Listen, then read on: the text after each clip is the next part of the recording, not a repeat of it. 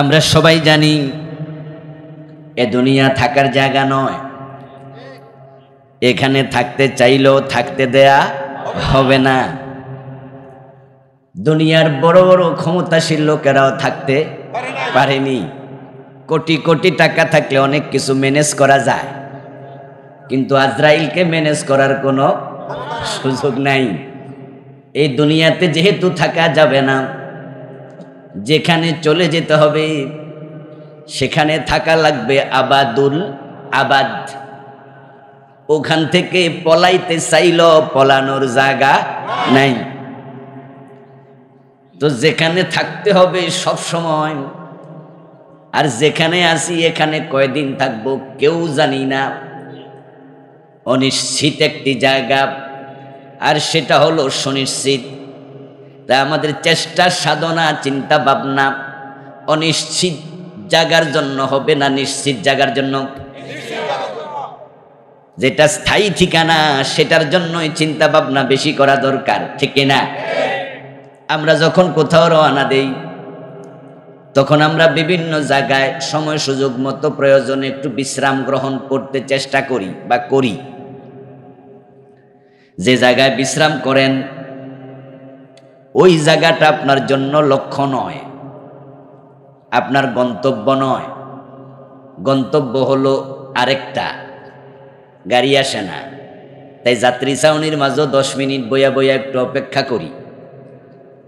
রওনা দিছেন, সৌদি আরব যাবেন, কানেক্টিং ফ্লাইট, দুবাই যাইয়া 1 ঘন্টা থাকবেন। ওই 1 ঘন্টা দুবাই বিমানবন্দর অপেক্ষা করবেন, তারপরে রওনা দিবেন। এই যে মাঝখানে কিছুদিন কিছু সময় কিছুক্ষণ থাকলেন, যেখানে থাকেন ওইটা নিয়ে বেশি মাথা ঘামানো দরকার নাই, কারণ এটা আমার মূল লক্ষ্য না। যেখানে যাইয়া থাকা লাগবে সে নিয়ে চিন্তা করা উচিত। এখন দুনিয়া নিয়ে সব চিন্তা, আখেরাতে চিন্তা করার টাইমই নাই। এ জাতীয় লোকের সংখ্যাই বেশি। আরে নামাজ পড়ার সময় পাই নাই হুজুর, এত ব্যস্ত ছিলাম। ব্যস্ততারা নিশ্চয় দুনিয়া কেন্দ্রিক ছিল, ঠিক না? হয়তো চাকরি, না হয় ব্যবসা, না হয় কৃষিকাজ। এই যে নামাজ পড়ার টাইম পান নাই, ব্যস্ত। নামাজ ছিল আখেরাতের কাজ। আমার দোস্ত কথা ছিল, নামাজের সময় যখন আসবে তখন নামাজকে আপনি বলে দেবেন সব কাজ বন্ধ, আগে নামাজ হবে, ঠিক না? কারণ এলো হলো আখেরাতের কাজ, মূল জায়গা, এটা ঠিক রাখো। এখন আমাদের ব্যাপারটা হলো আগে দুনিয়া সাইরা লই, তারপরে। এজন্য মা বোনদেরকে লক্ষ্য করে দেখবেন, ভাত রান্না বান্না কইরা বাচ্চা কাচ্চা খাওয়াইয়া, গরু ছাগলকে ফ্যান পানি খাওয়াইয়া জোহর পড়তে পড়তে আসরের টাইম হয়। আবার ঘর দরজারও দিতে দিতে মুরগা টুরগারে খাবার খাওয়াইতে আসর পড়তে পড়তে মাগরিব হয়। পরে এগুলার ঘরে নিতে নিতে মাগরিব পড়তে পড়তে আসার টাইম হয়। ঠিক মতো নামাজটা পড়ে না, দুনিয়া নিয়ে ব্যস্ত হয়ে গেছে। যারা আখিরাতমুখী জীবন যাপন করবে তারা নামাজকে বলবে কাজ আছে, নাকি কাজকে বলবে নামাজ আছে? এই লাইফ যারা জিন্দেগি যারা লিভ করতে পারছেন, জাস্ট টাইম নামাজ। লক্ষ কোটি টাকা আমি কামাইছি, আল্লাহ আমারে দিছে। বছর যখন শেষ হবে ক্যালকুলেটর নিয়ে বসে যাব, 2.5% যাকাত হিসাব করে দিতে হবে। এবং এই ব্যাপারে আমি সামান্য কৃপণতা করব না, কারণ আমার আখিরাত এই যাকাতের উপর নির্ভর করবে, ঠিক না? কিন্তু আমরা কি ফাই হিসাব করে যাকাত দেই? অনেকে লামসাম। সময় মতো নামাজ পড়লেন না, প্রমাণ হলো আপনি আখিরাত ভুলে গেছেন। হিসাব করে যাকাত দিলেন না, প্রমাণ হলো আপনি আখিরাত ভুলে গেছেন। রমজান মাস আসতেছে, আরে ধান কাটবো, ধান লাগাবো, গমগুলো পাকছে, কাইটা বাড়িতে নেব, বিল্ডিং ঘরের কাজ চলতেছে রমজানে। এবারে না কাজ, সামনের বছর তো আর কাজ থাকবো না, এবার কাজটা কইরা লই। তাই শুধুমাত্র চাকরি বাকরি নিজের কাজকর্মের কারণে রোজা ভাঙবে এমন কিছু লোক আছে না নাই? প্রমাণ হলো সে আখিরাত ভুলে গেছে। ও দোস্ত, যে বাড়ি বানানোর জন্য, যে চাকরি করার জন্য, কৃষি কাজ করার জন্য তুমি নামাজ সাল্লা, রোজা সাল্লা, টাকা খরচ হয়ে যাবে, এ চিন্তা তুমি যাকাত দেয়া সাল্লা, ওই বাড়িঘর, কৃষিকাজ, টাকা পয়সা তোমার কবরে একটাও যাবে না। যাবে যাবে যাবে যাবে না, যাবে না। এটাই সত্য, এটাই সত্য। এজন্য আল্লাহ তাআলা কোরআন মাজিদে বলছেন, বাল তুসিরুনাল হায়াতাদ দুনিয়া ওয়াল আখিরাতু খায়রুন ওয়া আবকা। সুবহানাল্লাহ বলেন। আল্লাহ কত সুন্দর করে বলছেন, হ্যাঁ দুনিয়ার মানুষ, আমি আল্লাহ জানি, বাল তুসিরুনাল হায়াতাদ দুনিয়া, তোমরা দুনিয়ার জীবনকে প্রাধান্য দিয়ে বসে আছো। প্রাধান্য কি দুনিয়া পাওয়া উচিত না আখিরাত পাওয়া উচিত? যার যার আমল তার তার কবর। আপনার আমল হবে যেমন, আপনার কবর হবে হুবহু তেমন।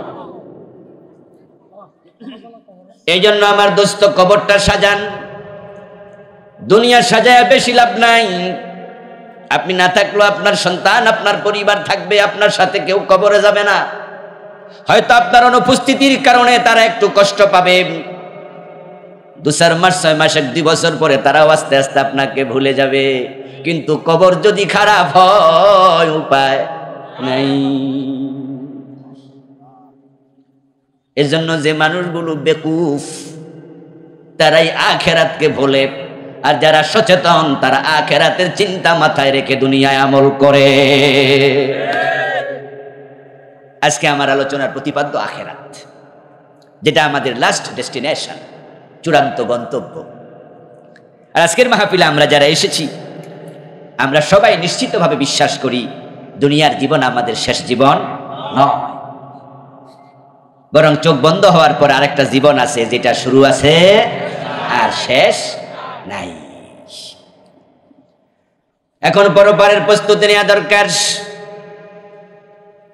রাসূলুল্লাহ সাল্লাল্লাহু আলাইহি ওয়াসাল্লাম অনেকগুলো হাদিসে একটা বক্তব্য দিয়েছেন বারবার। সে হাদিসটার প্রথম অংশ হলো, সালাসাতুন লা ইয়ানজুরুল্লাহু ইলাইহিম ইয়াউমাল কিয়ামা ওয়া লা ইউযাক্কিহিম। 3 ধরনের মানুষ আছে, কিয়ামতের দিন আল্লাহ যাদের দিকে তাকাবেন না, এবং আল্লাহ পাক রব্বুল আলামিন তাদেরকে সেদিন পবিত্র করবেন না। হাসরের দিন আল্লাহ যদি না তাকায়, উপায় নাই, কারণ সেদিন সব কিছুর মালিক কে? আল্লাহ। এই দুনিয়াতে আমরা তো সাময়িক মালিকানা দাবি করি, ইসলামের এটার অনুমোদনও আছে, কারণ মালের মালিক না হলে যাকাত ফরজ হবে না। এজন্য সাময়িক মালিকানা ইসলাম স্বীকৃতি দেয়, তবে পূর্ণ মালিকানা কার? আল্লাহ। আমরা হলাম সাময়িক মালিক, রাষ্ট্রীয় স্বীকৃতি আছে। যেমন আপনার পকেটে টাকা আছে, যার পকেটে টাকা, এই টাকার মালিক আমি, উনার পকেটের টাকার মালিক আপনি। তাহলে পকেটের টাকার মালিক কে? পকেট যার, মালিকানাও তার। কিন্তু টাকার গায়ে লেখা আছে ভিন্ন কথা, গণপ্রজাতন্ত্রী বাংলাদেশ। এর মানে বোঝানো হলো সাময়িক মালিকানা তোমার, এ টাকার মূল মালিক হলো বাংলাদেশ সরকার। এই জন্য আপনি যদি আপনার পকেটের টাকাটার মাঝে মেজবাতি লাগায়, আগুন লাগায় ফরাইয়া দেন, প্রশাসনের লোক যদি সামনে দেখে, আপনাকে অ্যারেস্ট করার সম্ভাবনা আছে কিনা? বলবে এটা রাষ্ট্রের সম্পদ, করলেন কেন? তা আপনি কইবেন যে মিয়া রিক্সা চালাইয়া কামাইছি, কি রাষ্ট্রের সম্পদ? মাড়ি কাটটা কামাইছি টাকা, এই যে আমার টাকা। তখন পুলিশ বলবে ব্যাককল, টাকার গায়ে কি লেখা? বোঝো কিছু? জেলে চলো, চলো থানায় চলো, তখন বুঝাইয়ামু। আমরা যারা সচেতন আমরাও বুঝি, হ্যাঁ আসলে সাময়িক মালিকানা আমার, মূল মালিক সরকারের। ঠিক আমরা যে জায়গার মালিক, বাড়ির মালিক, টাকার মালিক, এগুলো আমাদের মূল মালিকানা না, এগুলো সাময়িক মালিকানা। মূল মালিকানা কার? লিল্লাহি মা ফিস সামাওয়াতি ওয়া মা ফিল আরদ। আকাশ জমিনে যা আছে সব কিছুর মালিক হলেন আল্লাহ। লিল্লাহি মিরাসুস সামাওয়াতি ওয়াল আরদ, উত্তরাধিকার শুধু তার। আল্লাহ সবকিছুর মালিক। দুনিয়ায় সাময়িক মালিকানা স্বীকৃত, কিন্তু আপনি যখন চোখ বন্ধ করে ফেলবেন তখন থেকে সাময়িক মালিকানাও নাই, কিচ্ছু আর নাই। মরার পরে সব মালিকানা একমাত্র কার? আল্লাহ। এজন্য হাসরের দিন আল্লাহ তাআলা মালিকদেরকে খুঁজবে, যারা দুনিয়ায় সাময়িক মালিকানাটাকে নিজের ফুল মালিকানা বানাইছে। কিছু লোক আছে মালিকানা যে আল্লাহর এটা পুরাই ভুলে গেছে, তাই 100 টাকা পাইয়া 100 টাকাই খাইয়া বইয়া থাকে। 2.5 টাকা যাকাত দিতে হবে এটা ভুলা যায়। বোঝা গেল 2.5 টাকাও নিজে মালিক হইয়া গেছে। আপনি বাড়ি করলেন, গাড়ি কিনলেন, এগুলোর মালিক আপনি মূল না, আপনি সাময়িক। ওয়াফি আমওয়ালিহিম হাক্কুন লিসাইমি ওয়াল মাহরুম। আপনার অর্জিত টাকার মাঝে, সম্পদের মাঝে গরিবের হক আল্লাহ ঢুকাইয়া দিছে। কিছু মানুষ আছে সব ভুলা যাইয়া নিজে পুরা মালিক হয়ে বসে থাকে। তাই হাসরের ময়দানে আল্লাহ তাদেরকে ডাকবেন, বলবেন লিমানিল মুলকুল ইয়াউম। এই মিয়ারা বলো তো আজকের মালিকানা কার? ইয়া দুনিয়া ইনা মুলুকুক, ও দুনিয়া তোমার মালিকেরা কোথায়? যারা বলতো বাড়ি আমার, গাড়ি আমার, ছেলে আমার, মেয়ে আমার, এটা আমার, ওটা আমার, আমার আমার করত, সে যে সাময়িক মালিক এটা মনে করতো না, পুরা মালিকানা দাবি করত। আমার আমার করতে যাই একদল লোক তো ভেবে বসেছে দেশটাই তাদের আর তাদের বাবার। যা মন চায় তা করে, যা মুখে আসে তাই বলে, নিজেকে ফেরাউনের মতো রাজা মনে করে। এমন লোক পৃথিবীর মাঝে আছে না নাই? যেমন ফেরাউন এবং নমরুদ সাময়িক মালিকানা পাইয়া মূল মালিক আল্লাহকে ভুলে গেছে। এই দুনিয়া তোমার মালিকেরা কোথায়? লিমানিল মুলকুল ইয়াউম, আজকে মালিকানা কার? বলো বলো। কেউ ভয়ে কথা বলবে না। তখন আল্লাহ নিজে জবাব দিয়ে বলবেন লিল্লাহিল ওয়াহিদিল কাহ্হার, আজকে মালিকানা শুধু একজনের, তিনি কে? কাহ্হার আল্লাহ।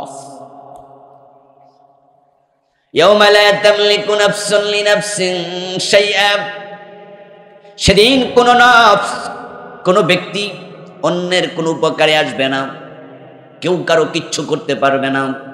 ওয়াল আমরু ইয়াউমাইদিন লিল্লাহ, সেদিন সব নির্দেশ, সব আদেশ বাস্তবায়ন হবে শুধু একজনের, তিনি হলেন আল্লাহ। তো যেদিন সর্বময় সব কিছু আল্লাহর হাতে থাকবে, সে আল্লাহ যদি আপনার দিকে না তাকায়, আর আপনার দিকে রহমতের নজরে তাকানোর কেউ আছে?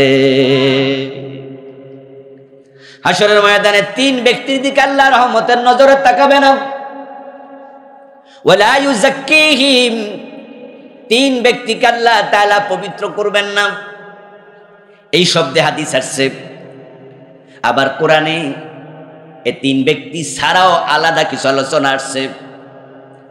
রাসূলুল্লাহ সাল্লাল্লাহু আলাইহি ওয়াসাল্লাম 3 শব্দ বলার পরে এই 3-এর মাঝে ভিন্ন ভিন্ন শব্দ বলছে। এখানে 1 3, ওখানে ভিন্ন 3, ওখানে ভিন্ন 3, এমন অনেকগুলো হাদিস রাসূলুল্লাহ বলেছেন। আমি আপনাদের শোনাবো কিছুক্ষণ পর। তবে আগে বলতে চাই, আল্লাহ যদি রহমতের নজরে না তাকায়, জান্নাত পাওয়ার কোনো সম্ভাবনাই নাই।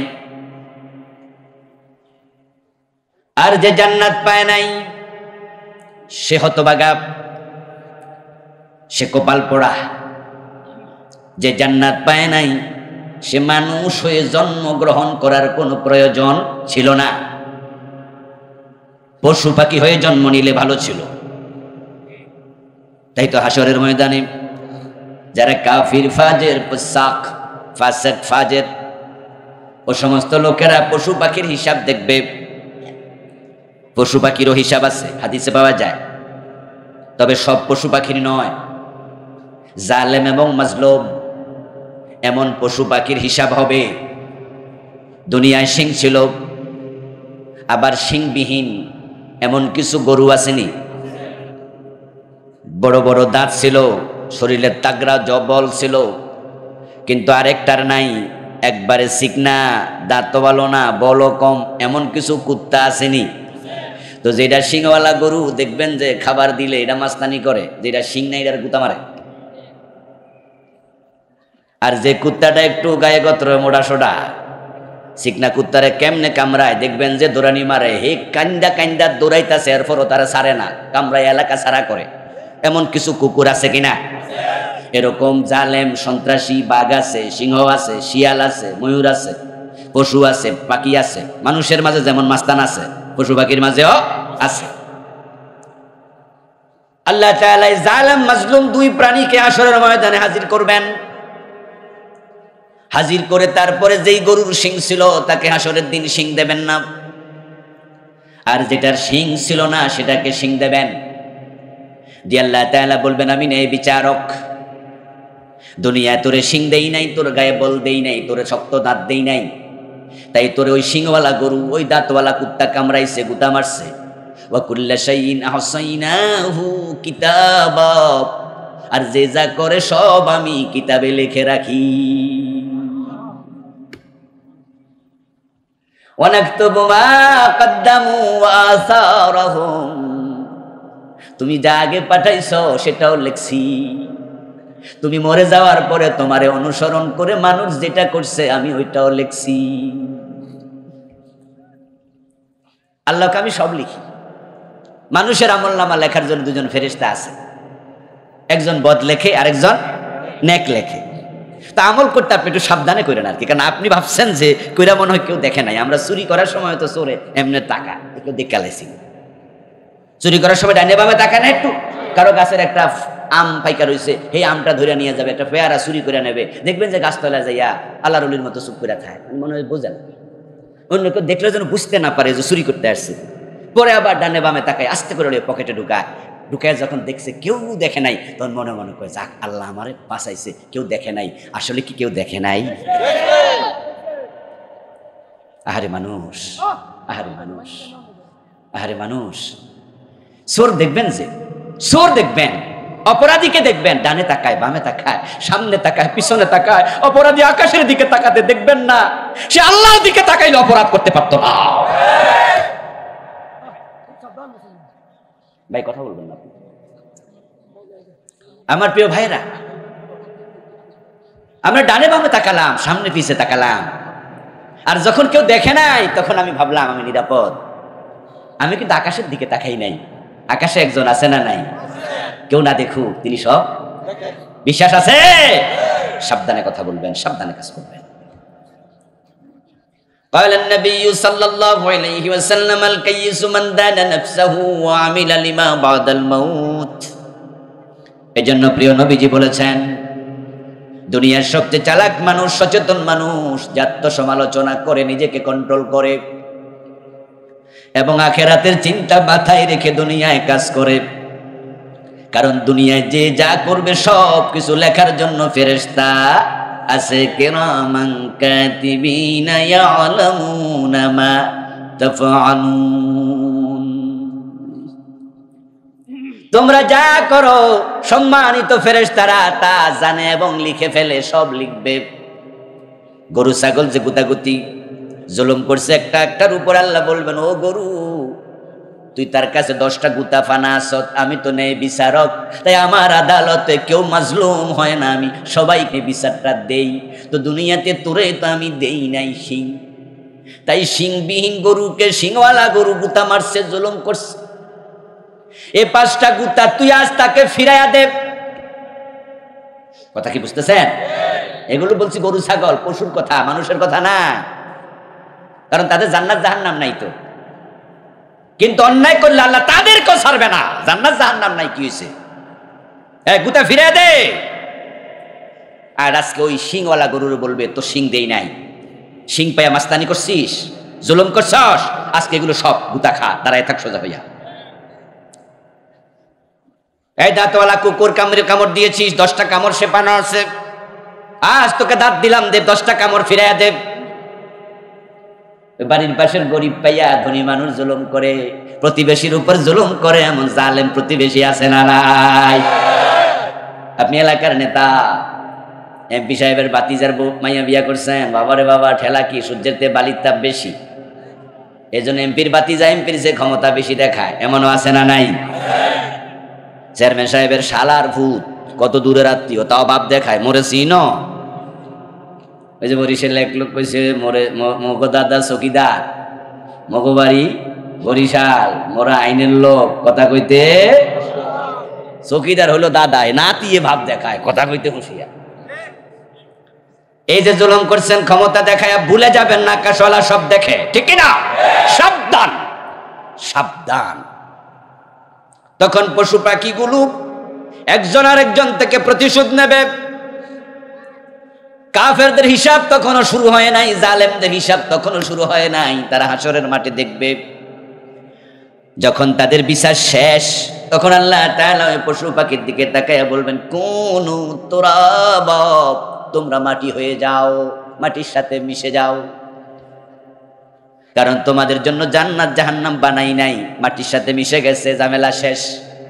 এই দৃশ্য দেখে সেদিন জালেমেরা কাফেররা বলবে, ওয়াকুলুল কাফিরু ইয়া লাইতানি কুনতু তুরাবা, আফসোস যদি আজকে আমিও মাটি হতে পারতাম, তাহলে আমারও জাহান্নামে যাওয়া লাগতো না।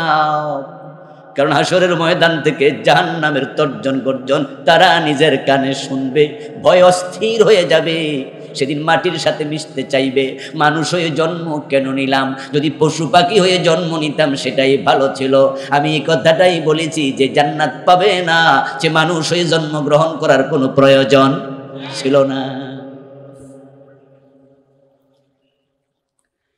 আল্লাহ বরং এই বিচারক, এজন্য তো যারা দুনিয়া গরিব মানুষ তাদেরকে জান্নাত দেবেন ধনী মানুষের 500 বছর আগে। কারণ মানুষকে দুনিয়া গরিব বানাইছে কে? আল্লাহ।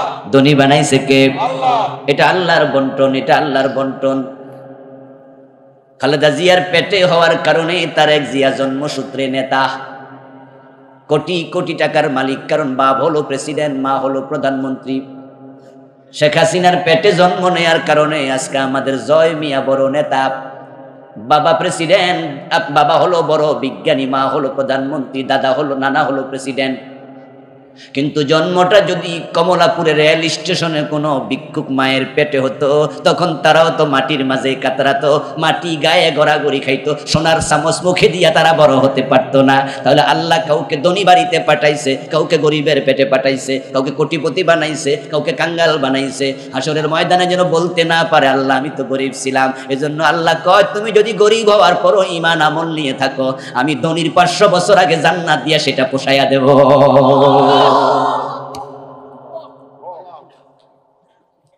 কিন্তু এখন গরিব হইয়া তো ধৈর্য হারা হইয়া যায়, ধনী হওয়ার জন্য পাগল হইয়া যায়, তাই গরিব হইয়া ধৈর্য ধরতে পারে না, সুদ খাওয়া, ঘুষ খায়, মানুষের হক মারে, নামাজের কথা ভুলে যায়, রিক্সা চালায়। 100 জন রিক্সাওয়ালার হিসাব নেন, 5 ওয়াক্ত নামাজ পড়ে, শতকরা কয়জন পাইবেন? এই আপনার এলাকার রিক্সাওয়ালা আসেনি? বন্ধু বান্ধব আত্মীয় স্বজন যাত্রী নামাইয়া দিয়া অথবা যাত্রীর কাছে মাফ চাইছে যে আমার আসরের নামাজের সময় হয়েছে, এখন আপনি নামাজ পড়েন আর না পড়েন আপনার ব্যাপার, কিন্তু আমি আপনাকে অমুক জায়গায় নিতে নিতে মাগরিব হইয়া যাইব, তো আমার আসরের নামাজটা আমি কাজা করলে আল্লাহর কাছে কি জবাব দেব? দয়া করে আমার 10 মিনিট সময় দেন, আমি নামাজটা পড়া লই। এ জাতীয় 5 ওয়াক্ত নামাজে রিক্সাওয়ালা 100-তে কয়জন পাইবেন? 1-2 জন পাওয়ার সন্দেহ আছে। তাহলে এই যে বেনামাজি তুমি হইয়া তোমার রিক্সা ভাড়াটারে প্রাধান্য দিলা, আখিরাত বুইলা গেলা, দুনিয়া গরিব, আখিরাত হইবা জাহান্নামী।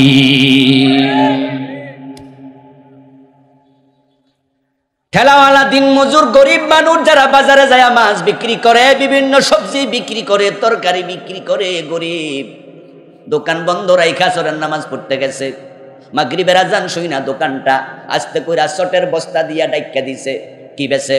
সরিষা আপনার বিক্রি করতেছে, পেঁয়াজ বিক্রি করতেছে, লবণ। এ দোকানদার ছোট্ট দোকানি, উনি আজানের সাথে সাথে একটা চটের বস্তা দিয়া দোকানটা ঘুইরা মাগরিবের নামাজে চলে গেছে। আজকে আমার 100 টাকা ব্যবসা কম হোক, কিন্তু নামাজ কাজা করব না, আমি গরিব, দুনিয়া তো কষ্ট, আখিরাতে কষ্টে থাকবো না, তাই দুনিয়ার কষ্ট যাক, আমি 500 বছর আগে ধনীদের জান্নাতে যেতে চাই। তাই দোকান বন্ধ করে চলে গেছে গরিব দোকানদার। সাথে কত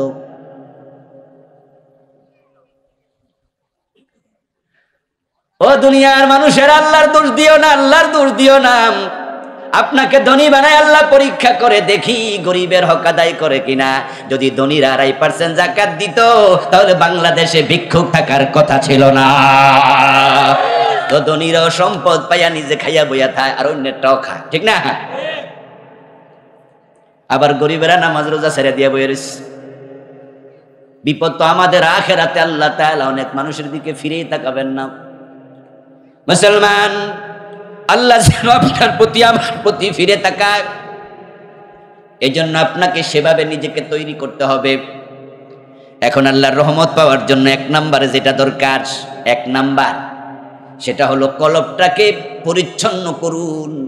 আপনার অন্তরটাকে শুধু আল্লাহর জন্য নিবেদিত করুন। আল্লাহর ভালোবাসাটাকে কলবের মাঝে জায়গা দেন। আল্লাহর কথা, রাসূলের কথা যখন সামনে আসবে, নির্দেশ আসবে, তখন আল্লাহ রাসূলের কথার উপরে দুনিয়ার কারো কথাকে প্রাধান্য দেয়া যাবে না। অন্তরটা যদি ভালো হয় তাহলে আল্লাহ তাআলা আপনার প্রতি রহম করবেন। কোরআন মাজিদ আল্লাহ তাআলা বলছেন, ইয়াউমা লা ইয়ানফাউ মালুন ওয়ালা বানুন ইল্লা মান আতাল্লাহা বিকলবিন সালিম। সুবহানাল্লাহ পড়েন। আরে কত সুন্দর করে আল্লাহ তাআলা বলছেন, দুনিয়ায় কত সম্পদ ছিল, কত সন্তান ছিল, কত ক্ষমতা ছিল, এগুলো কিয়ামতের দিন আমি আল্লাহর সামনে কোনো কাজে আসবে না। ইল্লা মান আতাল্লাহা বিকলবিন সালিম, তবে যার অন্তরটা পরিচ্ছন্ন, আমি আল্লাহ অন্তরের দিকে আগে তাকাবো, তারপরে বিচার করব। দুনিয়া তো ঠিক তাই, আগে অন্তরের দিকে তাকায়, তারপরে আমল কবুল করে। যার অন্তরে ইখলাস নাই, তার আমলের কোনো দাম আল্লাহর কাছে নাই। ইন্নাল্লাহা লা ইয়ানজুরু ইলা সুওয়ারিকুম ওয়া আমওয়ালিকুম ওয়ালাকিন ইয়ানজুরু ইলা কুলুবিকুম ওয়া আমালিকুম। আপনার দাড়ি কত লম্বা আল্লাহ দেখবে না, টুপি কত সুন্দর আল্লাহ দেখবেন না, পাগড়ি কয় হাত লম্বা পেঁচাইছেন মাথায় আল্লাহ দেখবেন না, কত কোটি টাকা খরচ করে মসজিদ বানাইছেন আল্লাহ দেখবেন না। রাসূল বলে, আল্লাহ চেহারার দিকে তাকাবে না, সূরতের দিকে তাকাবে না, তাকাবেন না তোমার সম্পদের দিকে, বরং তিনি 1 নম্বরে তাকাবেন তোমার কলবের দিকে। তারপরে এবার দাড়ি, টুপি, পাঞ্জাবি, পায়জামা এগুলা সব ঠিক আছে, এগুলো লাগবে, কিন্তু আল্লাহ আগে দেখবে কলবের খবর কি। দাড়ি মুখে রাইখা বাটফারি করার জন্য দাড়ি রাখছে এমন লোক আছে না নাই? কয় যে দাড়িটারি মুখে দিলে, টুপি মাথায় দিলে বিশ্বাস করবো তাড়াতাড়ি, আকামটা বেশি গরম যাবে। আমার এক ড্রাইভার ছিল, যে দীর্ঘদিন আমার সাথে ছিল, এখন সৌদি আরবে চাকরি করে, ওখানে চলে গেছে। ওই ড্রাইভার যার কাছে ড্রাইভিং শিখছে, হেরা কয় ওস্তাদ। ড্রাইভাররা হেরা কি কয়? ওস্তাদ। তো হের ওস্তাদের ব্যাপারে আমার সাথে গল্প করতো মাঝে মাঝে বিভিন্ন জিনিস নিয়ে। বলতো যে হুজুর, আমার ওস্তাদ ওয়াক্তিয়া নামাজ তো পড়ে না, জুমার নামাজও পড়ে না। এমন এক ওস্তাদের কাছে আমি ড্রাইভিং শিখছি, তবে দাড়ি আমনের চেয়ে বড়। আমি কই বলস কি রে? বলে হ্যাঁ, একবারে নাভি পর্যন্ত দাড়ি। তাই বললাম, তাহলে বেটা এত সুন্দর দাড়ি রাখলো, 4টা মাইটটা তো না, একবারই পর্যন্ত। কারণ কি? হুজুর টুপিও মাথার দেয়, শুধু দাড়ি না, ও জুমার নামাজও পড়ে না। একদিন আমি জিজ্ঞেসি, কৌতূহল বসে, ওস্তাদ আপনি দাড়িও আছে, টুপিও আছে, নামাজ যে পড়েন না, এক ওয়াক্তও না। তখন কয়, বেটা গাড়ি চালাইলে দাড়ি টুপি থাকলে পুলিশে কম ধরে। কত বড় জানোয়ার! চিন্তা করে, ট্যাক্সি ক্যাব চালাইতো, ওই লোকটা ট্যাক্সি ক্যাব চালাইতো। তো হে তার ছাত্ররা কইতাছে যে তাইলে আমি রাখছি কি লেগা, কারণ এই ট্যাক্সি ক্যাব দেখলে পুলিশ একটু হয়রানি বেশি করে। আর যখন দেখে যে আরে ড্রাইভিং সিটে বসে আছে এত সুন্দর দাড়িওয়ালা, টুপিওয়ালা, অনেক কম ধরে, এই জন্য এটা রাখছে। আরে মানুষের যে চরিত্র আল্লাহ ভালো জানে, এই জন্য রাসূলকে আল্লাহ বলছে, কত সুন্দর দাড়ি, কত সুন্দর টুপি, কত লম্বা পাগড়ি, সূরত আমি দেখবো না, আমি আল্লাহকে কলবের দিকে দেখবো। সুবহানাল্লাহ পড়েন। ইখলাস তৈরি করুন। বাংলাদেশের লোকদের আমি সূরত দেখে অনেক সময় আনন্দিত হই, কিন্তু সিরত দেখে আশ্চর্য হই। সূরত আবু বকর, সিরতে আবু জেহেল। মাথায় টুপি দিয়ে ওজনে কম দেয়, মুখে দাড়ি রেখে মালে ভেজাল দেয়, এমন লোক আছে না নাই? 5 ওয়াক্ত নামাজ পড়ে, কপালে কালো দাগ, অথচ বেটা সুদে টাকা লাগায়। আমাদের শুভপুর ইউনিয়নে, আমার গ্রাম তো শুভপুর পাশে তো নাকি, জানেন তো? পাশে 5 নং শুভপুর কাছে আপনারা, আমার আত্মীয় স্বজন তো এলাকায় অনেক আছে। আজকের মাহফিল আছে। আলহামদুলিল্লাহ, ভালো লাগে যে এলাকায় আসলে আত্মীয়দের সাথে কথা বলা যায়, কারণ আত্মীয়দের প্রতি আমার হক বেশি, আমার প্রতি আত্মীয়দের হক বেশি, ঠিক না? কষ্ট হয়েছে কিন্তু আজকের মাহফিল, ভোলা থেকে সকালে এসেছি, রাতে বরিশাল ভোলা মাহফিল ছিল, অনেক দূর, বরিশাল থেকেও স্পিড বোটে গেলাম 32 মিনিট লাগছে। তারপরে মাহফিল করে রাতে আসার কোনো সুযোগ নাই, ওখানে রাতের বেলায় আসা যায় না, রাতে তো আর গাড়ি চলে না, স্পিড বোট এত রাতে চলে না, রিক্স। ফজরের নামাজ এসে ঘাটে পড়ছি, কারণ ঘুম থেকে যখন উঠছি উঠে দেখি ফজরের টাইম তখনও হয়নি, তাই ঘরে আর পড়লাম না, না পড়ে জামাতে আমার সাথে ড্রাইভার আমার লোকজন আছে, ঘাটে এসে পড়ে তারপরে স্পিড বোটে উঠে এই পাশে গাড়ি রেখে গেছি, ওই গাড়িতে করে ডাইরেক্ট ঢাকা ঢুকে গোসলটা করে বাইরে চলে আসছে। কিন্তু এই কষ্ট করেও মাহফিলগুলো কেন রাখি এলাকায়, বিশেষ করে দাওয়াত দিলে ফিরাইতে চাই না, রাখতে চাই, কারণ আত্মীয় স্বজনদের জন্য কোরআনের কথা বলা। আমার দুর্ভাগ্য যে আমার থানায় আমাকে কথা বলতে দেয় না। আচ্ছা, আপনাদের এলাকায় কি আমি রাজনীতি করি? আমার কোনো ওয়াজে আমি সরকারকে বকাবকি করছি? আপনাদের এলাকায় কি আওয়ামী লীগ নাই? এমপি কি আওয়ামী লীগের না? তা আমার ওয়াজে কি ক্ষতি হয়েছে? আমার আত্মীয়দের কাছে আমাকে কথা বলতে দেয় না। কত বড় জালেম, কত বড় জালেম! ওদের বিচার আল্লাহর কাছে চাওয়া দরকার না? 12-14টা বছর কথা বলতে দেয়, কত বড় জালেম! ওখান থেকে সিএনজি ভাড়া করে এখানে আসে, আমার বলে হুজুর আমরা আসতেছি। কেন ওরা সিএনজি ভাড়া করে নাঙ্গলকোট আসতে হবে কেন? লাকসাম যেতে হবে কেন? যাই হোক, আমি যাচ্ছিলাম অন্যদিকে, বলতেছিলাম যে আল্লাহ তাআলা কিছু মানুষের দিকে তাকাবেনই না, অন্তরটাকে সেভাবে তৈরি করেন। যতই চেষ্টা করেন দোস্ত গুনাহ থেকে নিজের অন্তরকে পবিত্র রাখতে, যতই চেষ্টা করেন পারবেন না, কারণ গুনাহ হলো এমন এক জিনিস যেটা থেকে নবী রাসূল ছাড়া কেউ বাঁচতে পারে না। আপনার বাড়িটা, রুমটা এসি করা, গাড়িটা এসি করা, অফিসটা এসি করা, ওই এসি গাড়িতে চড়েন, এসি অফিস করেন, আবার গাড়ি থেকে নেমে ঘরে ঢোকেন, আপনার গায়ে তেমন ধুলাবালি লাগে না। এরপরও একটা জামা যদি 3 দিন 5 দিন একাধারে গায়ে দেন, এসির ভিতরে থাকার পরও দেখবেন জামা ঠিকই ময়লা হবে। জামা যেমন ময়লা থেকে বাঁচানো যায় না, গুনাহ থেকেও মানুষ বাঁচতে পারবে না। নবী রাসূলদেরকে সরাসরি গুনাহ থেকে বাঁচাইছে কে?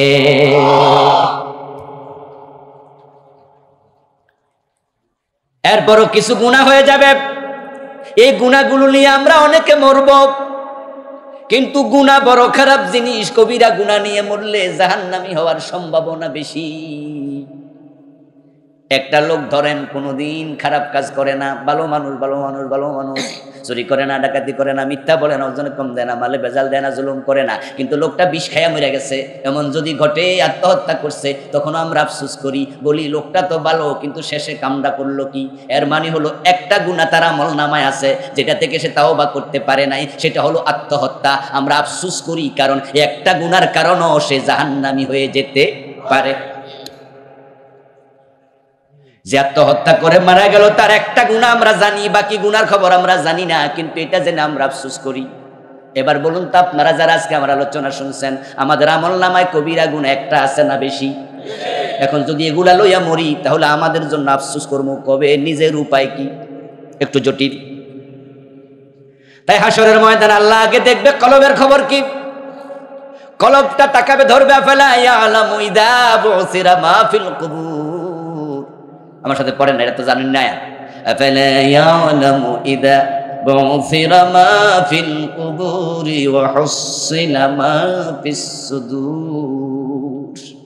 কবর যখন খুলে দেয়া হবে, মানুষগুলো আল্লাহর সামনে হাজির হয়ে যাবে, তখন আল্লাহ আগে কলবে কি আছে সেটা দেখবে, ওটা দেখে বিচার শুরু করবে।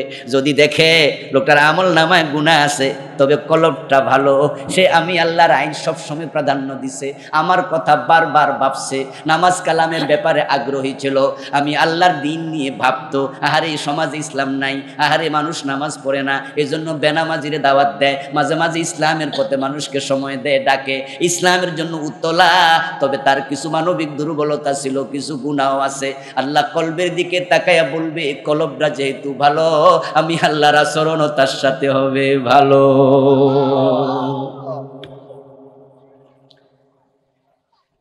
রাসূলুল্লাহ সাল্লাল্লাহু আলাইহি ওয়াসাল্লাম বলেন, এমন কিছু মানুষ হাসরের ময়দানে উঠবে, যাদের হিসাব আল্লাহ তাআলা সব মানুষের সামনে নেবে না, ওদের হিসাব নেবে রহমতের চাদর দিয়া ঢেকে আলাদাভাবে। আল্লাহর সামনে যাওয়ার পরে আল্লাহ একটা চাদর দিয়ে তাকে ঢেকে ফেলবেন, তখন তাকে আর কেউ দেখবে না। হাসরের ময়দানে তো মানুষ তো কোটি কোটি, হাজার হাজার কোটি কোটি, হাজার কোটি, হাজার, বর্তমানে 800 কোটি আছে। যে 800 কোটি আমরা বর্তমানে আছি, 200 বছর আগে ছিল নি কেউ, তখন নতুন 700 কোটি 500 কোটি ছিল। আবার যে 800 কোটি এখন আছি, আগামী 150 বছর পরে কেউ, তখন নতুন 1000 কোটি হইব। কিন্তু হাসরের ময়দানে তো সবাই একসাথে, আল্লাহ ওই ব্যক্তিকে আলাদা করে ফেলবেন।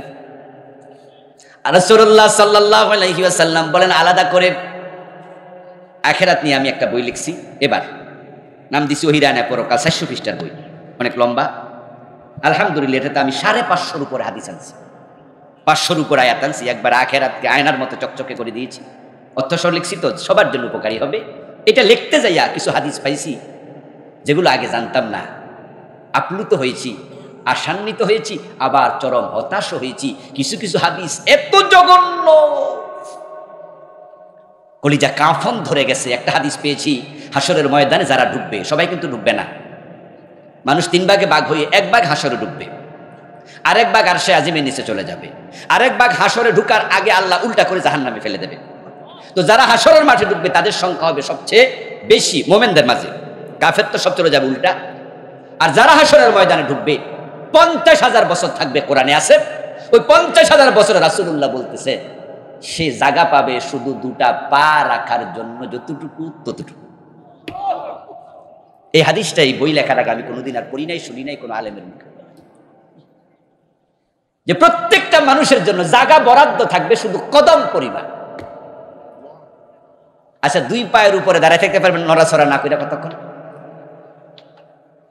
আমার বন্ধু হাঁটেন, পারবেন দীর্ঘদিন হাঁটেন, 2 ঘন্টা 5 ঘন্টা 10 ঘন্টা 25 ঘন্টা 2 দিন 3 দিন হাঁটেন, এনার্জি আছে, হাঁটতে পারবেন। কিন্তু যদি বলা হয় নড়াচড়া করবেন না, 2 পায়ের উপর খাড়ে থাকেন, দেখবেন 1-1.5 ঘন্টা পরে পা জিম শুরু করে দেবে, 3-4 ঘন্টা পরে আপনি নড়াচড়া করে ঘুরে যাবেন, 2-4 ঘন্টা পরে আপনি পড়তে বাধ্য। 1 পায়ে উপরে দাঁড়াইয়া থাকা যায় না। কিন্তু হাসরের ময়দানে 50,000 বছর কদম নাড়তে আল্লাহ দেবেন না। আশান্বিত হয়েছে যে হাদিস পেয়ে। আল্লাহর হাবিব বলেন যে কিছু মানুষ আল্লাহর সামনে যাওয়ার পর আল্লাহ তো আগে কলবের দিকে তাকাবেন, তাকায় যদি দেখে কলবটা ভালো, তখন চাদর দিয়ে ডেকে তাকে কাছে টানবেন, কাছে টেনে বলবেন, হে আমার বান্দা, অমুক দিন অমুক গুনাহ করেছো, মনে আছে কি? অমুক দিন অমুক গুনাহ করেছো, স্মরণ আছে কি? অমুক দিন এটা করে ফেলেছো, স্মরণ আছে কি? মানুষটা ভালো, নামাজে গেছে, অন্তরও ভালো, কিন্তু নামাজ পড়ে বের হয়েছে মসজিদ থেকে, এর মাঝে রাস্তার পাশে দেখে একজন সুন্দরী মেয়ে হেঁটে যাচ্ছে, সেজে গুজে, এমনি সুন্দরী, আরো সাজে বেশি, হঠাৎ করে চোখ পড়ে গেছে। কিন্তু এই নামাজ সাথে সাথে চোখটা ফিরানো উচিত ছিল, ফিরাইতে পারে নাই। তাকানোর পরে একটু ভালোই লাগছে। আর সুন্দরী নারীর প্রতি তাকালে একজন পুরুষের ভালো লাগতেই পারে, কিন্তু আল্লাহর বক্তব্য হলো ভালো লাগলো তুমি তাকাইয়া থাকবা না। রাসূলের বক্তব্য হলো ইসরিফ বাসারাকা, চোখটাকে তুমি ফিরাইয়া আনো। আল্লাহকে কুল্লিল মুমিনিন ইয়াগুদ্দু মিন আবসারিহিম, চোখটা তুমি নিচে নামাও। কিন্তু নামাইতে 30 সেকেন্ড লেট হয়ে গেল, গুনাহ হয় নাই? লোকটার অন্তর কিন্তু ভালো, নামাজি মানুষ, হারাম খায় না, সুদ খায় না, ঠকায় না, মানুষ বালা, কিন্তু এটা গুনাহ তো হলো, এবং এটা তো কবিরা গুনাহ, চোখের খেয়ানত। এই জাতীয় অনেক গুনাহ তার আমল নামায় আছে। আর আল্লাহ বলে দেবে, ও মিয়া, অমুক দিন এটা করছো, তমুক দিন ওইটা করছো। আল্লাহর হাবিব বলেন, আল্লাহ যখন স্মরণ করাবে ওই লোকটা ভয়ে অস্থির হয়ে যাবে, মনে মনে ভাববে উপায় নাই, ধরা তো খেয়ে গেলাম। আল্লাহ মনের খবর তো তখনও জানে। মনের দিকে তাকাইয়া এবার আল্লাহ বলবেন, ও বান্দা, দুনিয়া তোমার এই গুনাহগুলো আমি গোপনে রেখেছিলাম, মানুষকে জানতে দেই নাই, আজকে গোপনে ক্ষমা করে দিলাম।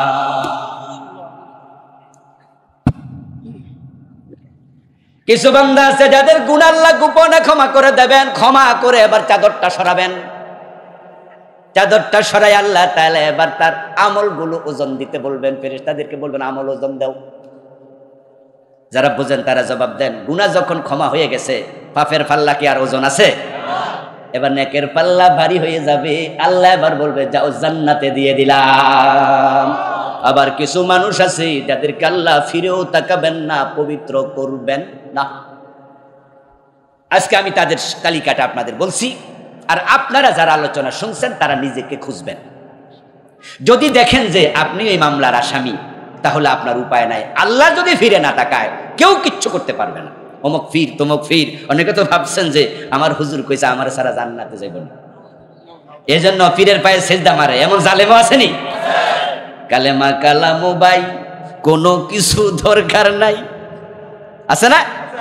আমার গাউসে ফাকের কি জানি গুণকীতি গাইও দরবারি বাইও, কারণ গাউসে পাক তোমারে তরাইয়া দিবে এই আশা তুমি বসে আছো হাসরের ময়দানে। ইয়াউমা লা তামলিকু নাফসুন লিনাফসিন শাইআ, ইয়াউমা ইয়াফিরুল মারউ মিন আখিহি ওয়া উম্মিহি ওয়া আবিহি। ভাই দেখলে ভাই পালাবে, বাপ দেখলে ছেলে পালাবে, মা দেখলে সন্তান পালাবে, স্বামী দেখলে স্ত্রী পালাবে। আর বেড়া কয় কি গাউসে পাকের গুণগীতি গাইলে চলবে, মনে করছে আব্দুল কাদের জিলানী তাকে তরাইয়া দেবে, অমুক ফির তমুক ফির জান্নাতে নিয়ে যাবে। দোস্ত, আল্লাহ কাহার সুরত ধরার পরে আল্লাহর নবীগণ পর্যন্ত ভয় আল্লাহর চেহারার দিকে তাকাবে না। ইয়া নফসি বলে নিচের দিকে মাথা দিয়া আল্লাহর নবীরা চিৎকার দিতে শুরু করবে। আর সাধারণ মানুষের কথা কি বলবো?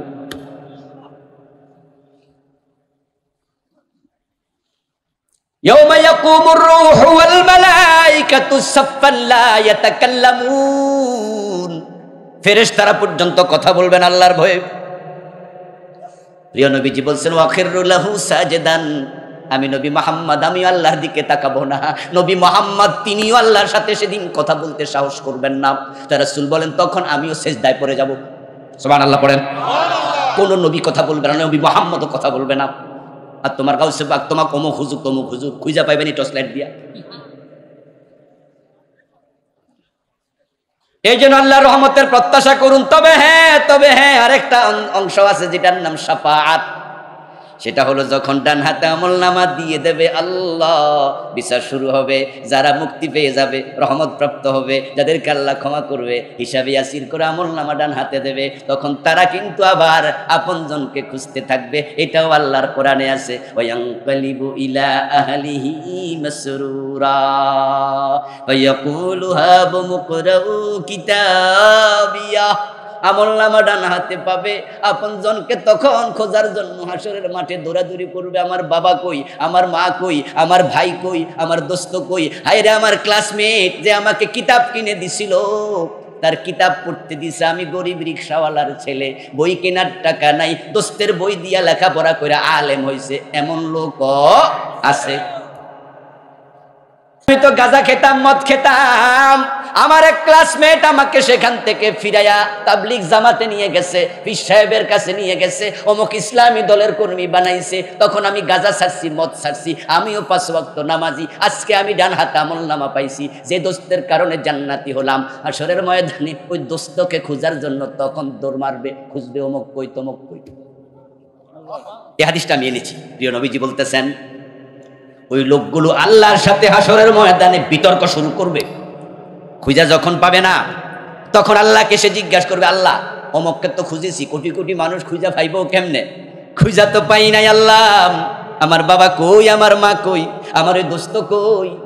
আল্লাহ তখন বলবেন সে তো জাহান্নামে চলে গেছে। যদি সে জাহান্নামী হয়, বলবে সে তো জাহান্নামে চলে গেছে। তখন সেই ব্যক্তি বলবে, আল্লাহ আমার মা আমার বাবা জাহান্নামে, তারাই তো আমার আলেম বানাইছে, তারাই তো কোরআন শিখাইছে, দুধ খাওয়া বড় করছে, পরিশ্রমের টাকা খরচ করে আমার মাদ্রাসায় পড়াইছে, আমার হজে পাঠাইছে, আমার ইসলামের পথে রাখছে, তারা দুজকে। আল্লাহ বলবে হ্যাঁ, আমল ভালো নয় তাই। যে দোস্ত আমার দাওয়াত দিয়ে ইসলামের পথে আনছে, সেও তো দুজকে। আল্লাহ তার কারণে আমি জান্নাতে গেছি। প্রিয় নবী বলেন আল্লাহর সাথে এমন ভাবে তর্ক করবে। দুনিয়ায় দুজন মানুষ অংশীদার ব্যবসা করে, নিজের অংশের জন্য মাঝে মাঝে পেছ লাগে, তর্ক করে, আমারে ঠকাইছেন কেন, আমারটা আমারে দেন। রাসূলুল্লাহ বলে দুনিয়ায় কেউ কারো পক্ষে এত বিতর্ক করে না, হাসরের দিন ওকে মুক্তির জন্য যত বিতর্ক করবে। আল্লাহ তাআলা বলবেন, এই বান্দা তোরে জান্নাত দিছি, তোরে ছাইরা দিছি, আমার হাতে আমলনামা দিছি, তুই যা, তুই জান্নাতে যা। বলবে আমি জান্নাতে যাব না। কেন যাবি না? ওকে ছাড়া আমি যাব কেন? আল্লাহ ওর উসিলে আমি জান্নাতে, আমি ওরে ছাড়া যাবো কেন? আপনি ওকে ছাড়েন, আল্লাহ বলবে তুই জান্নাতে যা। বিতর্ক করবে, এত বিতর্ক দুনিয়া কেউ করে না। রাসূল বলে এক পর্যায়ে আল্লাহ তাআলা বলবেন আমার বান্দা যদি বান্দার জন্য এত রহম দিল হয়, আমি আল্লাহ তো রহমান, যা ওকে ছেড়ে দিলাম, নিয়ে যা, জান্নাতে ঢুকে যায়।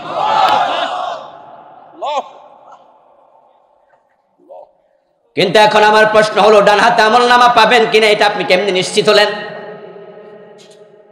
আপনার পীর সাহেব ডান হাতে আমলনামা পাইলেন, আপনার কই তো মুরিদ তুইয়া, আর বেড়ার মুরিদ কি এক দুজন নি? বেড়ার মুরিদ তো হাজার হাজার। আর উনি ডান হাতে আমলনামা পাবে, আপনি কেমনে নিশ্চিত হলেন? দোস্ত, বড় কঠিন ব্যাপার, বড় কঠিন ব্যাপার। রাসূলের সাহাবাদের ব্যাপারে কিছু হাদিস আশ্চর্য হয়েছি। রাসূলের সাহাবী, আমরা তো বলি অমুক পীর জান্নাতি, আর অমুক জান্নাতি অমুক। আরে বাবা কোন কি, এটি 14 গোষ্ঠী জান্নাতি।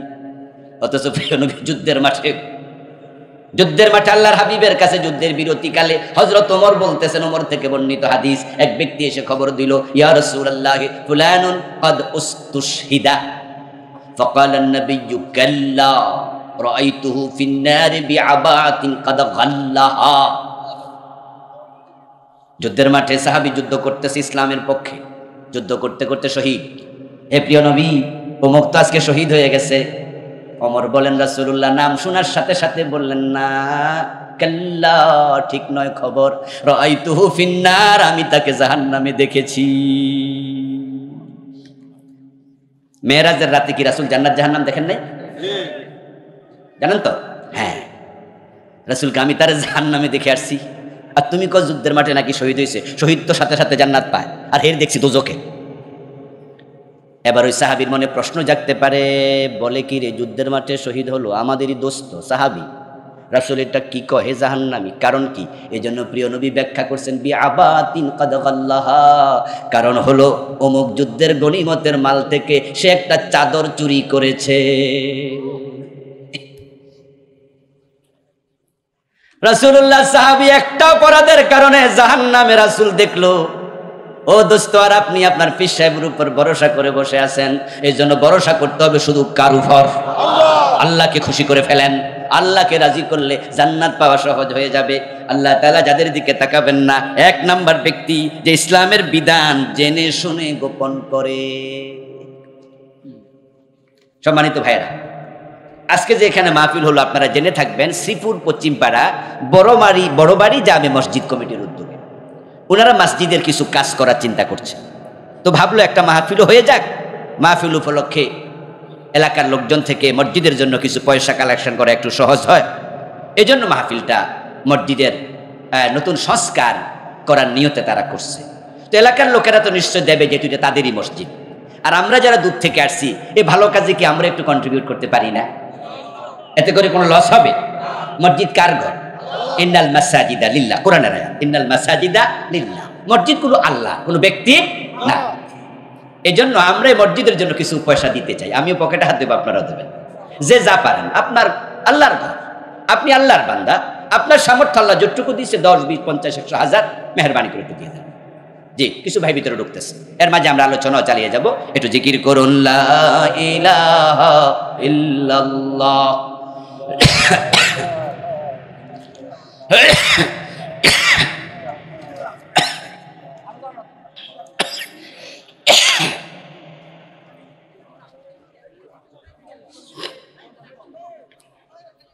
লা ইলাহা ইল্লাল্লাহ। আচ্ছা আচ্ছা,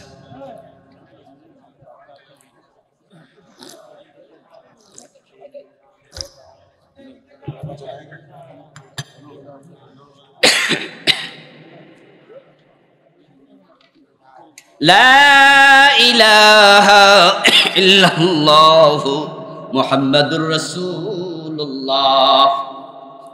আমার প্রিয় ভাইরা, বলছিলাম আল্লাহ তাআলা যাদের দিকে ফিরে তাকাবেন না, তার মাঝে একজন ব্যক্তি হচ্ছে যে ইসলামের বিধান গোপন করে। এই মামলার আসামি আমাদের দেশে অনেক আলেম ওলামার হবে, কারণ এক সাইডের ওয়াজ করে আরেক সাইড করে না, এমন আলেম আছে না নাই?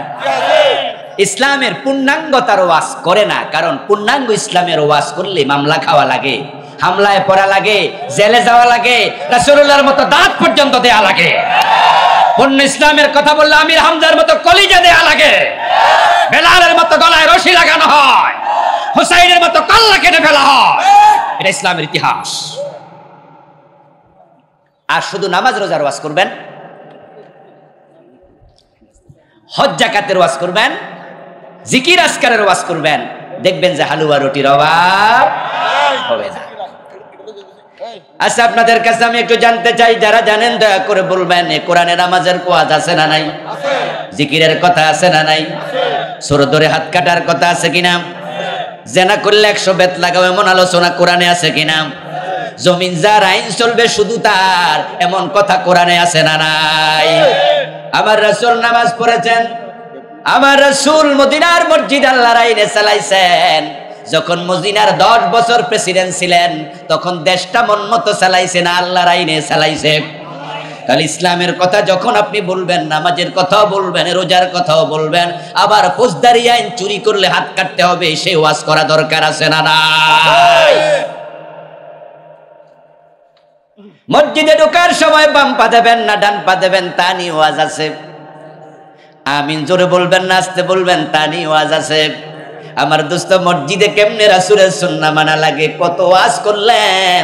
বিশ্ব নবীর রাজনীতির জীবনের ওয়াজ আপনি কয়দিন করেছেন? রাসূল তো মসজিদের ইমাম ছিলেন, যুদ্ধের ময়দানে সেনাপতি ছিলেন, অন্যায়ের বিরুদ্ধে জিহাদ করা লাগে, জিহাদের ওয়াজ আপনি কয়দিন করেছেন? যদি এগুলো না করেন, প্রমাণ হয় আপনি ইসলামের ইলম গোপন করছেন। কওমি মাদ্রাসায় পড়েন আর আলিয়া মাদ্রাসায় পড়েন। আচ্ছা, হাদিসের কিতাবগুলোতে কি কিতাবুল জিহাদ নাই? আছে। আলিয়া মাদ্রাসাকে কিতাবুল জিহাদ পড়ায় নাই, কওমি মাদ্রাসায় পড়ায় নাই। বুখারীতে কিতাবুল মাগাজি না পড়াইয়া কি বুখারী শেষ করছে? তা আপনি যে ক্লাসের মাঝে জিহাদের কিতাবুল জিহাদ পড়লেন, কিতাবুল মাগাজি পড়লেন, সেই আপনি মাহফিলে আসার পরে কিতাবুল জিহাদ, কিতাবুল মাগাজির ওয়াজ কয়দিন করলেন? এই ভাই, আপনাকে বলছি, আপনি খতিব, আপনার মসজিদে আপনি 52 সপ্তাহ 52টা জুমার নামাজ পড়ান, আপনি সব সময় নামাজ রোজা হজ যাকাত তাসবিহ তাহলিল যাকাত পর্দা পুশিদা হালাল হারাম এই পর্যন্ত ওয়াজ কেন শেষ করেন? 52 জুমাতে আলাদা আলাদা 52টা সাবজেক্ট বললে 3, 4, 5 বছর পর্যন্ত আলাদা সাবজেক্ট ওয়াজ করা যায়। কিন্তু আপনি যাইনা বুঝা কিছু গোপন করেন, কারণ জিহাদের ওয়াজ করলে বাংলাদেশে জঙ্গির মামলা খাওয়া লাগে। আচ্ছা, শুধু জিহাদের ওয়াজ করার কারণে জেলে গেছে এমন বক্তা কি বাংলাদেশে নাই? হ্যাঁ, তখন আপনি ভাবতেছেন এই ওয়াজ করলে কি ইমামতি থাকবো নি, যাকে এটা করতাম না। আচ্ছা, আমি তো আল্লাহর কথাই তো কই, নাকি আমার বাপ দাদার কথা কই? আমি তো নামাজ রোজা হজ যাকাত এগুলো তো আল্লাহর কথাই। তা আল্লাহ হাসরের দিন জিজ্ঞাসা করবে, ওইগুলা কি আমার কথা ছিল না? এই জন্য ইসলামের ব্যাপারে আপনি পূর্ণাঙ্গ দ্বীনের অনুসারী হওয়া লাগবে। আংশিক মুসলমান হয়ে মরার কোনো অনুমতি নাই। ইসলাম গোপন করা যাবে না। আপনি না বলাই প্রমাণ করে আপনি গোপন করছেন। আর আলেম ওলামারা যদি পূর্ণাঙ্গ ইসলামের কথা বলতে শুরু করে দেয়, মানুষ পূর্ণাঙ্গ ইসলাম যদি শিখে, দলে দলে ইসলামের পতাকা তলে এসে যায়, কোন জালেম আল্লাহর দ্বীন কায়েম ঠেকাতে পারবে না।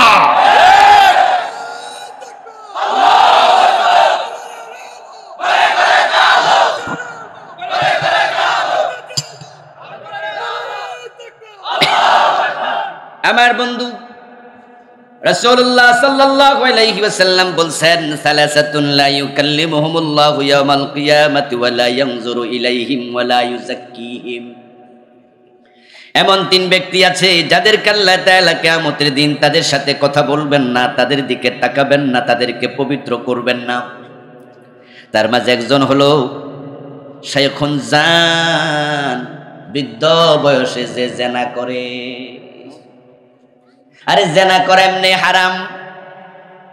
আর যদি মানুষ বুড়া হয় তখন তার যৌন চেতনা কমতে থাকবে, এটা শরীরের দাবি, ঠিক না? মানুষ যখন ছোট থাকে, নাবালেগ অবস্থায় তার যৌন চেতনা থাকে না। বালেগ হওয়ার পরে যৌন চেতনা আস্তে আস্তে আসে। বয়স যখন 40, 45, 50 পার হয়ে যায়, তখন তার দেহের চাহিদাটাও আস্তে আস্তে কমতে থাকে। আর যদি বেড়া বুড়া বয়স জিনা করে, আল্লাহ কয় তুই তো বড়ই খারাপ মানুষ, তোর দিকে আমি রহমতের নজরে তাকাবই না।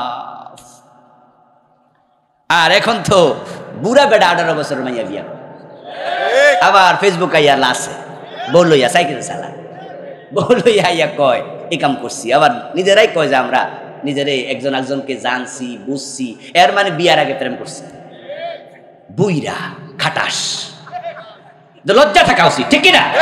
আরে ভাই বিবাহ করছো তো করছো, বিবাহ জায়েজ জিনিস, তো গোপন টোফন রাখো। এটা তোমার নাতনির বয়সী, তোমার বয়স 70, তোমার বউয়ের বয়স 18, এটা ফেসবুকে আবার বলতে হবে পুরা জাতিকে নির্লজ্জ বানাতে চায়, কত বড় জানোয়ার। আর এগুলো হচ্ছে 14 ফেব্রুয়ারি বিশ্ব ভালোবাসা দিবসের ফলাফল। আগামী দিন তো কি 14 তারিখ নাকি? এটার নাম দিছে ওরা ভ্যালেন্টাইন ডে, বিশ্ব ভালোবাসা দিবস। আমরা বলি না, ভালোবাসা শব্দকে অপমান করা যাবে না, হেয় করা যাবে না, এটার সাথে শব্দ যায় না। এই জন্য দিবসের নাম ভালোবাসা দিবস না, এটা বিশ্ব লাম্পট্য দিবস, বিশ্ব বেহায়া দিবস, বিশ্ব নির্লজ্জ দিবস। আগামীকালকে আপনাদের কাছে আমার অনুরোধ থাকবে যারা ফেসবুক চালান, কারণ এই বিশ্ব বেহায়া দিবসটা বাংলাদেশে এটা আজ থেকে 20-25 বছর আগে কিন্তু ছিল না। আমরা ছাত্র জীবন ও বিশ্ব ভালোবাসা দিবস নামে কোনো দিবস শুনিনি। বাংলাদেশে একজন সাংবাদিক লাল গোলাপ একটি অনুষ্ঠান করার মাধ্যমে তিনি এই দিবসের আমদানি করাইছে। এই লোকটাকে পাশ্চাত্যে লেখাপড়া করা লোক তো, যাক আমি তাকে কিছু বললাম না। মিডিয়ার মাধ্যমে বিশ্ব ভালোবাসা দিবস এদেশে এসেছে। এখন আমাদের প্রত্যেকের হাতে হাতে মিডিয়া আছে, আমরা প্রত্যেকে এখন লিখতে পারি। আগে সাংবাদিকরা লিখত, সেখান থেকে আমরা জানতাম। এখন ফেসবুকে মানুষ খবর দেয়, সাংবাদিক সেখান থেকে জেনে টেলিভিশনে দেখায়। ফেসবুক শক্তিশালী মিডিয়া, আমরা প্রত্যেক ফেসবুক ওয়ালা আগামী দিন এক লাইন হলো দেখে দিতে চাই, 14 ফেব্রুয়ারিকে না বলুন এটা ভালোবাসা দিবস না, এটা হচ্ছে বিশ্ব লাম্পট্য দিবস, বেহায়া দিবস। লিখতে রাজি আছেন না নাই? প্রতিবাদ শুরু করে দেন। মিডিয়া দিয়ে প্রমোট পেয়েছে, এই ভালোবাসা দিবস তবে বেহায়া দিবসকে মিডিয়া দিয়ে আমরা বিনাশ করে দেব ইনশাআল্লাহ। আমার বন্ধু এই যে বিয়া করলো 65 বছর বয়সে, বেটা করুক না, বুড়া বয়সে কি বিয়া করবে না করুক, ইসলামে মানা নাই। কিন্তু উনি যে বয়সী মেয়েকে বিয়ে করলেন, করার পর আবার বলছে আমরা প্রেম করছি আগে। বিবাহের আগের প্রেম কি হালাল না হারাম? তখন কথা বললে মুখের জেনা, গায়ে হাত দিলে হাতের জেনা, চোখে তাকাইলে চোখের জেনা, ঠিক কিনা? আল্লাহর নবী বলছে যে বৃদ্ধ বয়সও জেনা করে তার দিকে আল্লাহ ফিরে তাকাবেন না। 2 নাম্বার, ওয়া মালিকুন কাদ্দাব, আল্লাহ তাকাবেন না সেই নেতার দিকে, সে এমপি মন্ত্রী বিচারকের দিকে যারা ক্ষমতা পাওয়ার পরও মিথ্যা কথা বলে। মিথ্যা কথা বলা জায়েজ না হারাম? সগীরা না কবিরা? মানুষ যখন মিথ্যা বলে তখন তার কাছে রহমতের ফেরেশতা থাকে না। কালান নবী সাল্লাল্লাহু আলাইহি ওয়াসাল্লাম, ইযা কাযাবাল আবদু তাবাআদানহুল মালাকু মিলান মিন্নাতি মা জাআ বিহি। যখন কেউ একটা মিথ্যা কথা বলে তার মুখ থেকে একটা দুর্গন্ধ বের হয় যেটা মানুষ টের পায় না, রহমতের ফেরেশতা টের পাইয়া 1 মাইল দূরে চলে যায়। মিথ্যা কথা বলেন এমন 2-4 জন আজকের মাহফিলে আসেনি? আজ থেকে আর বলবেন না ইনশাআল্লাহ, মিথ্যা বলবেন না, মিথ্যা বলবেন না। এখন মানুষ বিপদে পড়ে মিথ্যা কথা বলে, পুলিশ ধরছে, হাতের মাঝে একটা বড় ডান্ডা, এক ছেলে সিসকে চুরি করার জন্য বের হয়েছে, অথবা কিছু দোকান থেকে মালামাল কিছু চুরি করছে। পুলিশের হাতে ধরা পড়ার পরে পুলিশ কয় তুই চুরি করছ? বেটা যদি কয় জি, সে নিশ্চিত লাঠি দিয়া পিটাবে, ধরে জেলে দেবে। তাই জান বাঁচানোর লাইগা চোরেও মাঝে মাঝে মিছা কথা কয়, স্যার না আমি তো চোর না, আমি ভালো মানুষ, এখানে অমুক কাজে তমুক কাজে আইছি। এই বেটার মিথ্যাটা হলো জান বাঁচানোর জন্য, নিজেকে সেভ করার জন্য বিপদে পইরা বলছে। আর যারা নেতা তারা বিপদে পড়ে বলে না, কারণ তারা তো ক্ষমতাওয়ালা, তারা মিথ্যা বলে মানুষের উপর জুলুম করার জন্য। এজন্য যে নেতা মিথ্যুক হয় হাসরের ময়দান আল্লাহ তার দিকে ফিরে তাকাবে না। সাবধান সাবধান। আজকে আমার সামনে যারা বসে আছে, ইয়াং যারা আছে, তারাই তো একসময় এমপি হবে, মন্ত্রী হবে, নেতা হবে, এলাকার মেম্বার চেয়ারম্যান হবেন। ক্ষমতা পাওয়ার পরে আপনি মিথ্যার ব্যাপারে সাবধান থাকতে হবে আরো। 3 নাম্বার, ওয়াইলুন মুস্তাকবির, গরিব অহংকারী। আল্লাহ যে গরিব লোক অহংকার করে তার দিকে তাকাবে না। অহংকার করা এমনি হারাম। অহংকার মানে নিজেরে বড় মনে করা, যে বেটা গরিব ভিক্ষা করে মানুষের দয়ায় চলে, ও বেটা তো সামাজিক ভাবে সবাই বুঝে বেটা বড় না, বেটা তুমি ছোট। এখন ছোট হওয়ার পরও যদি অহংকার ভাব দেখায়, আল্লাহ কহ দেখছুনি হেতে এমনি ছোট আর বড় লোকই করে, আমি আল্লাহ তার দিকে তাকাবই না। এই জন্য অহংকার করবেন না, বিশেষ করে যদি আপনি দরিদ্র হন। অহংকার করা আপনার জন্য ডাবল হারাম। কিন্তু আমরা কিছু ভিক্ষুককে দেখি অহংকার করতে। কি করবো ভাই, 5 টাকা নোট দেন, ঢাকা শহরে 5 টাকা ভিক্ষা দিলে নিতে চায় না, বুঝলেন? এমন ভাবে ভাব দেখা যেন ভিক্ষা দিয়ে আমরা অপরাধ করছি, এবং আমরা তাকাবে বড় চোখ দিয়ে। তা আপনি যদি বলেন যে কিরে ভাই এরকম চাষ কেন, বলবো আমি এই 5 টাকা চলে। তা আপনার যদি কোন যে নাই তো, আর তাহলে কব না থাকলে হাঁটেন কেন, পাশে বইয়া যান, জায়গা খালি আছে। এবং অনেকে আছে যে আপনি টাকা দেবেন না তো জোর করে নেবে, বাপটা এমন যে আপনাকে দিতে বাধ্য করবে, আর কথা বললে বেয়াদবি করে ফেলবে। এর মানে তার বাপ সাপ মোটেও কিনা ভালো, বিনয় নাই। আল্লাহ তাআলা অহংকারী গরিবের দিকে তাকাবেন না, বড় জঘন্য বিষয়। আরেকজনের দিকে আল্লাহ তাকাবেন না। রাসূলুল্লাহ বলেছেন অন্য হাদিসে, সালাসাতুন লা ইউকাল্লিমুল্লাহু ইয়াওমাহুমুল্লাহু ইয়াওমাল কিয়ামা আল মান্নান, যে দান করে খোঁটা দেয় তার দিকে আল্লাহ রহমতের নজরে তাকাবে না। এই বদস্বভাব এখানে যারা আছে অনেকের ভিতরে আছে। উপকার কইরা খোঁটা দেয়, যদি দেখা যায় যে হে আপনার পক্ষে কথা বলে নাই, মুখের উপর কইয়া দেয় তোর মুখ দিন এটা দিছিলাম ভুলা গেলি বুঝি। রিক্সা কিনে দিয়েছেন, জাকাতের রিক্সা, জাকাতের টাকা, তার হক, আপনি কিনে দিয়েছেন রিক্সা। পরের বার আপনি মেম্বরি খারাইছেন, চেয়ারম্যানির দাঁড়াইছেন, হে যদি অন্য দলে ভোট দেয়া জানেন তার মুখের উপর কয়ে দেয় রিক্সা কিনে দিয়েছিলাম না, ভুলে গেছো। এই জন্য দান করে ভুলে যাবেন, দান করে খোটা দিলে আল্লাহ রহমতের নজরে তাকাবে না। এর আগের গুনাগুলা শুইনা আমরা কিন্তু ভয় পাইছি, খাইছি রে, কিন্তু এটা শুইনা অনেকে ভয় পায় না, কারণ খোটা তো এমিয়ে দেয়। কিন্তু জঘন্য ব্যাপার, কারণ আপনি খোটা দেয়ার কে? যা আপনি দিয়েছেন এই মালিকানা কি আপনার ছিল? এই ভাই আপনি যে তাকে টাকা দিলেন, টাকা দিয়া খোটা দিলেন, আপনার মায়ের পেট থেকে আটার সময় কয় টাকা ছিল আপনার কাছে? এই জন্য খোটা দেওয়ার মালিক একমাত্র আল্লাহ, এটা শিরক বটে। এই জন্য আল্লাহর একটা নাম আছে মান্নান, আসেনি? আমরা মানুষের নাম রাখি না আব্দুল মান্নান। আপনি মান্নান নয়, আপনি আব্দুল মান্নান। খোটা আল্লাহ দেবেন, কারণ আপনি খোটা দেবেন কেমনে? আপনার তো কিছু নাই, আপনার কাছে যা আছে সব তার মালিককে।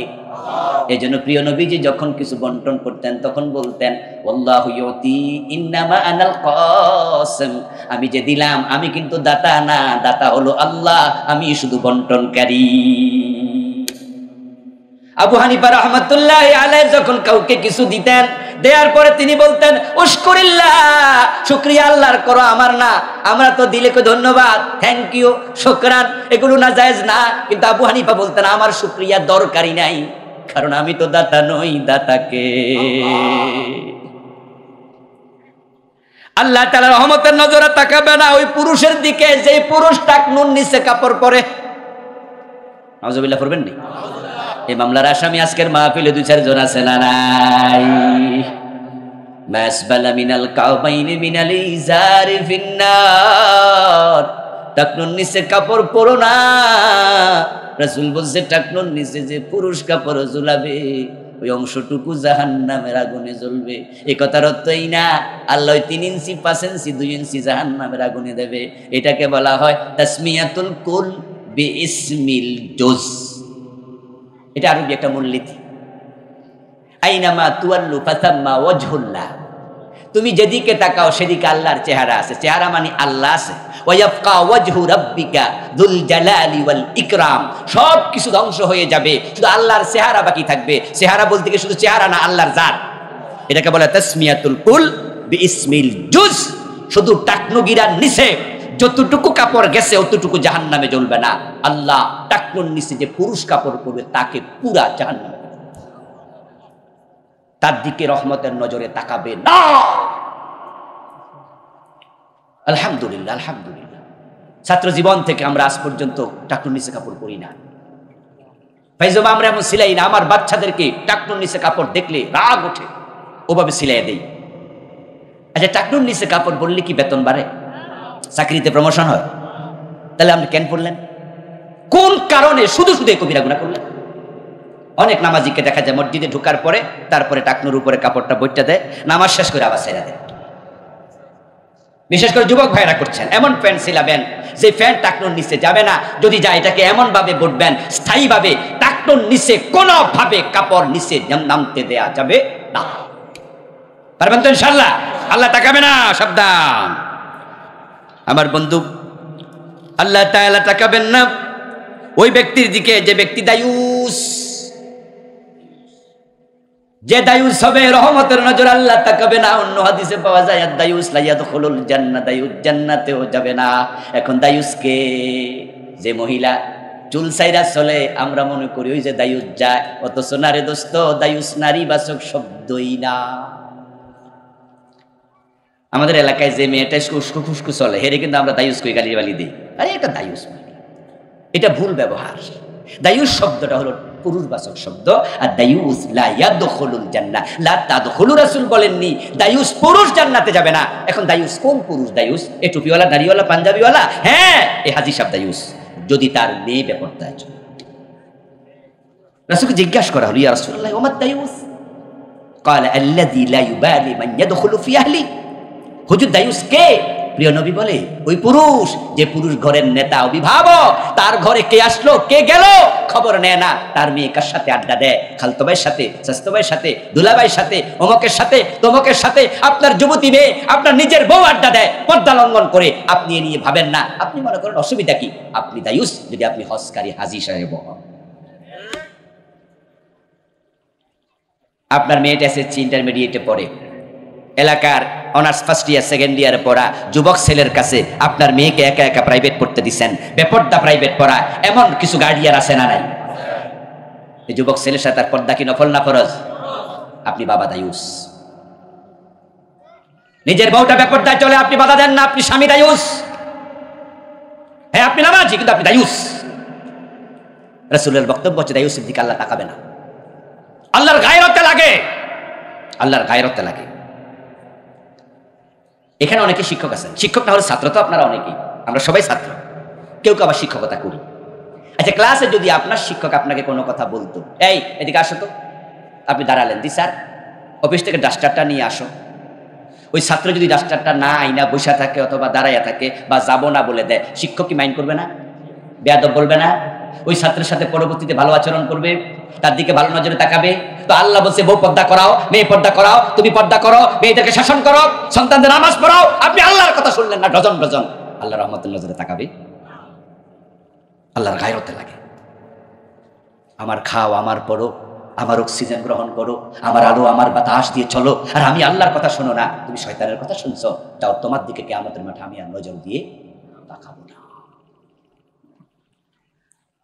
আমার প্রিয় বন্ধু, ওই সমস্ত সন্তান জান্নাত পাবে না, আল্লাহ রহমতের নজরে তাকাবে না, যে সন্তানের উপরে তার মা বাবা নারাজ হয়ে আছে, ওই অবস্থায় তাদের মৃত্যু হয়। মা বাবা নারাজ, আল্লাহ নারাজ। এজন্য যদি রহমতের দৃষ্টি চান, মা বাবার সাথে ভালো ব্যবহার করুন, ভালো ব্যবহার করুন। রাসূলুল্লাহ মেরাজের রাতে জান্নাতে ঢুকে দেখেন আল্লাহর এক বান্দা কোরআন তেলাওয়াত করছে, তার নাম ছিল হারেসা বিন নুমান। তেলাওয়াতরত দেখে জিবরিলকে প্রশ্ন করলেন, মান হুয়া, লোকটার পরিচয় কি? কোরআন পড়ছে জান্নাতে, কি সৌভাগ্য বটে, জান্নাত তো পেল, কোরআন তেলাওয়াতের অনুমতি আল্লাহ দিল। রাসূলকে জিবরিল বলেন, হুজুর চিনেন নাই আপনার সাহাবী হারেসা, অথচ হারেসা তো কোনো মারাই যায় নাই। রাসূলুল্লাহ দুনিয়ায় ফিরে আসলেন, হারেসাকে ডাকলেন, হারেসা এমন কি নেক আমল করো, আমি তোমার এই জান্নাতে দেখে আসছি কোরআন তেলাওয়াতরত। হারেসা জবাব দে, হুজুর অন্য অন্য সাহাবাদের মতোই তো আমল করি, আপনি যা শিখান তাই তো করি, তবে একটা অতিরিক্ত আমল আছে, আমার একজন বুড়া মা আছে যে নিজ হাতে খাইতে পারে না, এত বুড়া, আমি হারেসা তারে খাওয়াই, তারে না খাওয়াইয়া আমি খাই না। গোসল করতে পারে না, গোসল করাইয়া দেই, চালের চুলের মাঝে মাথা বেনি করে দেই, আমি গায়ে তেল পর্যন্ত মেখে দেই। লোকজন এসে সাক্ষী দিল, ওয়াকানা বাররান নাস বিউম্মিহি, হুজুর ঠিক বলেছে, তার মায়ের সাথে অনেক দারুণ আচরণ করে।